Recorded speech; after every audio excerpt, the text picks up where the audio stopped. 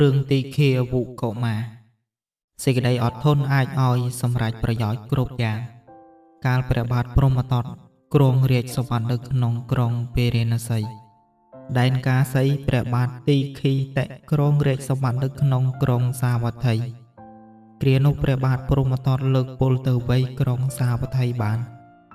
ព្រះបាទទីឃីតិបាននាំព្រះអគ្គមហេសីទៅនៅអាស្រ័យនឹងឈ្មោលឆ្នាំងម្នាក់ក្នុងប្រទេសមួយក្នុងប្រទេសជាទីបំផុតដែន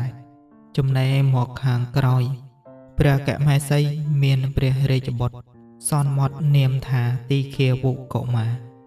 វេលាមួយព្រះបាទព្រហ្មទត្តចាប់ព្រះបាទទីឃីតិបានក៏ឲ្យពេជ្ឈឃាតនាំទៅសម្លាប់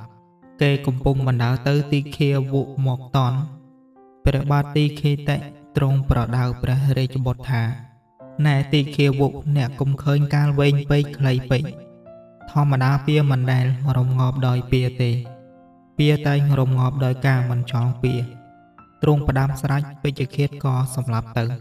ថ្ងៃក្រោយទីឃាវុបានចូលថ្វាយខ្លួនជាខ្ញុំរាជការយ៉ាងជិតដិតនឹងព្រះបាទព្រហ្មទត្ត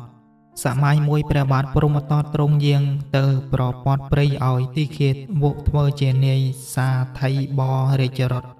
ទីឃាវុបានឱកាសក៏ប្រឹងបរាជរដ្ឋបង្អស់ទៅមុខពួកពលសេនាដោយប្រាថ្នានឹងសម្រាប់ព្រះបាទព្រហ្មទត្តនោះវេលានោះព្រះបាទព្រហ្មទត្តទ្រង់ផ្ទុំលើផ្លូវទីឃាវុដោយសេចក្តីនឿយព្រួយព្រះកាយពលៈកំពុងតែផ្ទុំផ្កល់ទីឃាវុចាប់ព្រះខ័នលើកឡើងប្រាថ្នានឹងសម្លាប់តែនឹកភ្លក់ដល់បណ្ដាំព្រះបិតាក៏ឈប់ទៅវិញគ្រាន់តែស្រែកសន្ធប់ឲ្យព្រះបាទព្រហ្មទត្តជ្រាបថាជាបុត្រព្រះបាទទីឃីតិប៉ុណ្ណោះគ្រានោះសត្វទាំងពីរព្រះអង្គទ្រង់បានឲ្យជីវិតដល់គ្នានឹងគ្នាហើយទ្រង់ស្ដេចត្រឡប់ទៅព្រះនគរព្រះបាទព្រហ្មទត្តបង្វែរក្រុងសាវត្ថីប្រទានមកទីឃាវុវិញព្រមទាំងប្រទានរាជធីតាឲ្យជាអគ្គមហេសីលុះតមកខាងក្រោយព្រះបាទទីឃាវុបានគ្រងរាជក្នុងដែនទាំងពីរគឺដែនកាសីនិងដែនកោសល